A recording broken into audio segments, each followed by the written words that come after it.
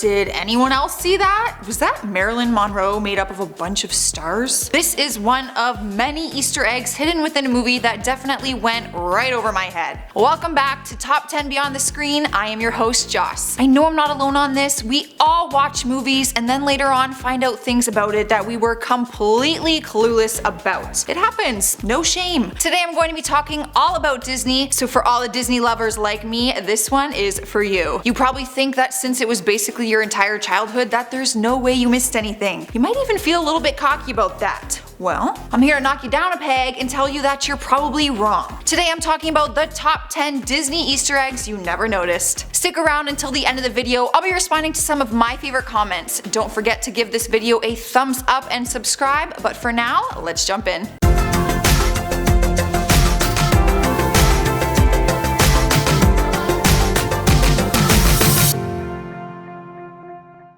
Let's start with number 10. Would you believe me if I told you that Robin Williams voices two characters in the Disney classic Aladdin? Not one voice, but two. Whether you believe me or not, and don't worry, I'm not offended, apparently it's true. We all fell in love with the hilarious blue genie, which brought Robin Williams into a lot of childhood memories. Although he was just a bright blue cartoon, the role of the genie was meant to appeal to young people through his faintly dangerous yet honest and real character. The year the movie came out, the Golden Globes was so moved they created a special achievement award just to recognize Williams' performance as the genie. So I think it's fair to say that we would never notice Williams' voice as another character since we were so drawn to the iconic genie. However, during one of the first scenes in the movie, there's a vendor which was originally intended to be revealed as the genie. We just didn't know it. If you are shocked you didn't realize the voice similarities, then I bet you're even more shocked you didn't realize both characters only had 4 fingers. Yep, I feel dumb. Here we are at number 9. What does Disney's Hercules have to do with the legendary model / actress Marilyn Monroe? Nothing as far as I'm concerned, but apparently I missed the hidden cameo Marilyn had in the original 1997 movie. Disney tackled Greek mythology in the animated feature by telling the story of Hercules, a son of gods. Hercules was snatched up as a baby by Hades and forced to live among mortals as half man, half god. That doesn't sound all that bad. As Hercules grows into a teenager, he needs to perform a rite of passage on Earth to prove himself worth of living with the gods of Mount Olympus. The movie is a classic animation with a classic soundtrack, but I'm still not understanding where Marilyn Monroe fits into this. During one of the musical numbers, Zero to Hero, she can be seen in the constellation of stars. I definitely missed that one. Did you? Taking our number 8 spot is from the Disney movie Enchanted. Fact, there are tons of Disney references in this movie. The film was actually built on them, but I bet you didn't notice the cameos that were made by some of the Disney greats. Jodie Benson, aka the voice of Ariel in The Little Mermaid, has more than just a cameo but actually plays the role of Sam. During one of the office scenes, Jodie plays the secretary. I had no idea. Judy Kuhn, aka the singing voice of Pocahontas, also makes a cameo in the movie. In one of the more comedic moments of the film, Judy plays a pregnant mom with 3 kids who dishes out the sass to Edward. Another one that went right over my head. If you thought that one was a tough notice, Paige O'Hara, aka Belle from Beauty and the Beast, makes a more subtle cameo. During the scene where Edward is lying on the bed watching TV, you can find her in the soap opera he's watching. Crazy, right? Who would have thought? Not me. Coming into number 7, we have a hidden Easter egg that you probably missed from Disney's Tarzan. Apparently human characters aren't the only cameos that are made, but also stuffed dogs? If you haven't seen Mulan, shame on you, her younger brother has a small dog plush toy. It seems normal that the dog would remain in that movie with its rightful owner, but apparently the little plushie made an appearance in the Tarzan movie. During the scene where the gorillas are hanging Professor Porter upside down, something falls out of his pocket. And I'll be damned, it's the little plush dog toy from Disney's Mulan. See for yourself. I can't be the only one who is mind boggled by that. At number 6, we have the Disney / Pixar classic Monsters Inc.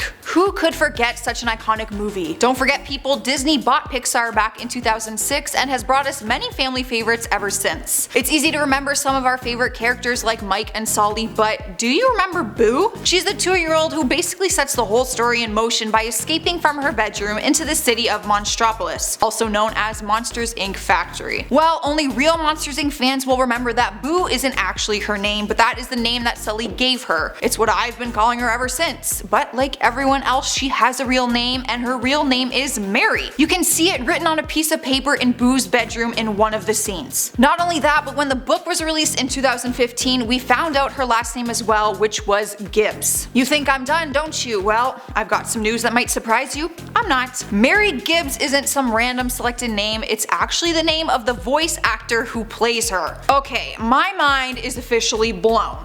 Still don't believe me? Here's a picture of her at the premiere. Alright guys, put your conspiracy hats on because this one still has people thinking that it can't be real. At number 5 we have Finding Nemo meets Jaws. Apparently the hilarious shark character Bruce from Finding Nemo was actually named after the mechanical shark used in Steven Spielberg's Jaws. While filming Jaws, several model sharks were used for filming and Spielberg reportedly called them Bruce. Not only the name, but the story of Bruce actually matches up with facts about great white sharks. Great whites are apparently known to leave their children at birth due to their ability to swim. In Finding Nemo, Bruce explains he never knew his father, so maybe he set up the Veggie Shark support group for some extra love and support. Diving deeper into this theory, when Dory and Marlin try to escape the angry Bruce, they hide in the torpedo tube and they fire it into his mouth. This could replicate the climax of Jaws when the shark is blown to Kingdom Come by a scuba tank. What do you think? Is this something we didn't notice, or is this something that's not actually a thing? I'm not sure I can hop on board with this. I kind of think it seems like a coincidence. At number 4 we talk about some of our favorite Disney princesses and their gloves. A random topic I know, but it actually has more significance than most of us probably realized. Cinderella, Belle, and Princess Tiana all wear opera gloves. I always noticed they wore gloves, but like, isn't that just to add some extra detail to the Halloween costume? Apparently it's a lot more than that. The reason these princesses all wear opera gloves are to signify that they were married into royalty. Princesses who were born into royalty don't wear them. They show off their bare hands. A small detail I never noticed. I mean, you're a princess. Does it really matter if your hands are showing or not? Well, Disney would probably say yes. Who knew that props could be a cameo? In number 3 we have the spinning wheel. The spinning wheel is an enchanted object used in the Disney Sleeping Beauty. After one touches the spindle, it will send its victim into a deep ageless sleep where they can only be revived by true love's kiss. Aww, that's so cheesy. I bet you didn't notice that famous spinning wheel in Disney's newer hit, Tangled. It makes a minor cameo in Rapunzel's room as one of her bedroom items. And another one that went right over my head. Speaking of cameos, here's one that if you're like me, you'll be pretty upset that you missed this one. We are at number 2. As a kid, I was so intrigued by all the graphics in Disney movies that there's no way I would have caught this. But I'm 26 years old now and I feel pretty foolish that I didn't catch on after all these years. In the classic The Little Mermaid, we can all remember the dramatic entrance of King Triton. He came out with his big glowing spork wand thing with intense music and a crowd full of people waiting to see him. Which he's the king, so I guess it makes sense. But I bet you didn't realize the 4 cameos who were in the crowd waiting for the king. Mickey, Donald, Goofy, and Kermit all stood together at the bottom of the castle, meshing in with the crowd.